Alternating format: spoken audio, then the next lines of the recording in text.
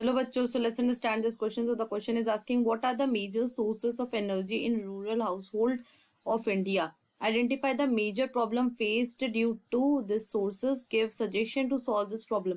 मतलब कि जो हमारा रूरल एंड हाउस होल्ड है, मतलब कि ग्रामीण इलाका, वहां पे एनर्जी का सोर्स क्या है मेजर, और इस वजह से उन्हें कौन कौन सी दिक्कतों का सामना करना पड़ता है, और ऐसे कौन से सजेशंस होंगे जिससे प्रॉब्लम रिड्यूस हो सके। चलिए सबसे पहले इसके की कंसेप्ट के बारे में बात करते हैं। उसका की कंसेप्ट होगा sources of energy in rural India.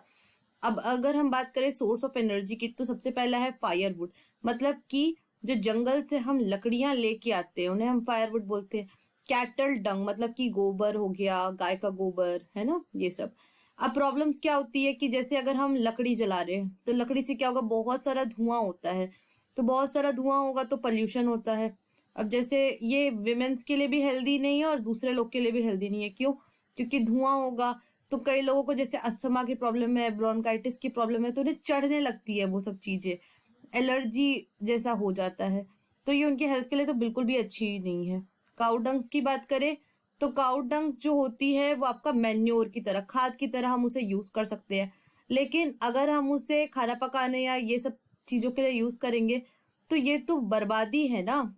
जब आपका एलपीजी है, ये सब इतना सारा चीजें अवेलेबल है, तो हम मेन्योर का क्यों यूज करें, बल्कि मेन्योर को हम एग्रीकल्चर में जब यूज कर सकते हैं। अब इसका सजेशंस क्या होगा, तो सजेशंस नंबर 1 ये है कि जो गवर्नमेंट है उन्हें मॉनिटरी असिस्टेंस प्रोवाइड करना चाहिए बायोगैस प्लांट्स के लिए।